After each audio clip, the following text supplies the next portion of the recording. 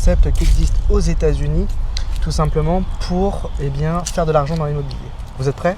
C'est parti!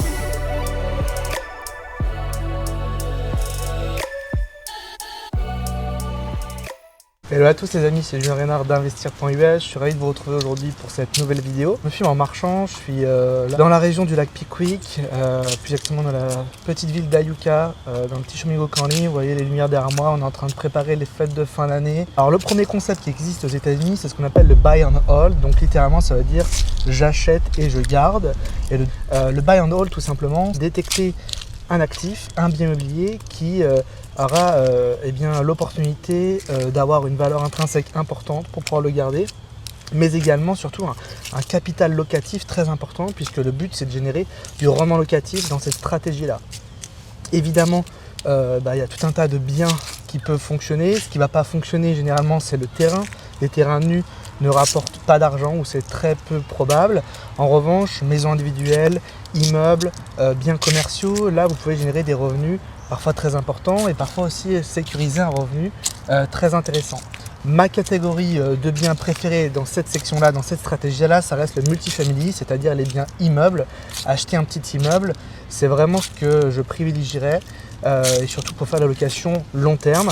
Dans cette stratégie de buy and hold, évidemment, vous pouvez aussi avoir une stratégie de faire de la location court terme, de la location saisonnière, notamment avec les plateformes comme Airbnb.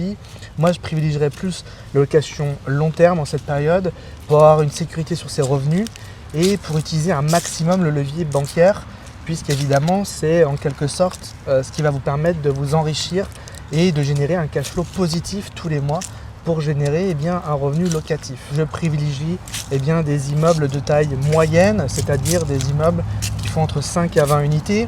Évidemment, tout dépend des moyens également. Si on a moins de moyens ou sur la zone sur laquelle on regarde les biens immobiliers, à partir d'un duplex, ça vaut le coup. Un duplex, c'est le plus petit multifamily. Littéralement, ce sont 2 unités. Donc parfois, ce sont des duplex qu'on appelle side by side. Donc chaque côté, vous avez une unité. J'en ai construit près d'une quarantaine d'unités dans le sud-ouest de la Floride. Certaines vidéos les reprennent et on vous les montre en vidéo, donc n'hésitez pas à aller voir sur la chaîne. Mais ça peut être aussi des duplex avec une unité à étage, où vous avez un appartement au rez-de-chaussée et un appartement au-dessus. Quand on commence à monter sur des duplex, des multifamilies plus gros, on va parler de triplex, quadplex, et puis après on parle de multiplex. Mais je vais vraiment privilégier cette stratégie-là sur le buy and hold. Si ma stratégie c'est de garder un bien pour générer du revenu, l'immeuble ça me semble le plus intéressant. Ça me semble aussi intéressant parce que du coup, ça, à la revente, on a une forme de sécurité parce que ce qui va compter c'est les loyers, comment les loyers vont s'apprécier. En fonction de l'appréciation des loyers, bien évidemment, va dépendre le résultat net que génère le bâtiment, et donc c'est là-dessus que va être recalculé le prix de vente. Généralement, c'est comme ça qu'on fonctionne en tant qu'investisseur, puisque les gens viennent tous chercher un rendement dans le cadre d'immeubles. Deuxième grand concept s'appelle le fix and flip, c'est-à-dire je répare et je revends. Globalement, dans cette stratégie-là, je suis plutôt intéressé par les maisons individuelles et les petits multifamily, mais en grande majorité les maisons individuelles qui pour moi ont la meilleure liquidité, puisque par essence ils s'adressent à un plus grand nombre. Je vais également privilégier des biens qui sont vraiment au cœur du marché, dans le ventre mou du marché, pour vraiment toucher un maximum d'acheteurs. Donc par exemple dans le sud-ouest de la Floride, sur les opérations de marchand de biens qu'on fait, c'est typiquement cette stratégie-là, le fix and flip. Donc on achète, on rénove et on revend le bien. On va aller s'intéresser à des maisons individuelles qui aujourd'hui ont une valeur avant rénovation entre 300 et 500 000 $. C'est vraiment le ventre mou du marché pour la revente. Voilà, j'espère que ça vous a permis d'avoir plus d'informations sur ces 2 stratégies immobilières.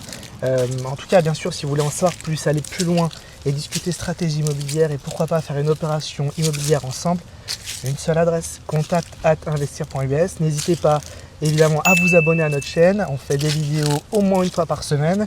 Et puis n'hésitez pas encore une fois à nous contacter, on vous met un lien en description de la vidéo pour directement nous contacter en cliquant dessus et commencer à nous expliquer votre projet immobilier aux États-Unis. Je vous dis à bientôt, bye bye.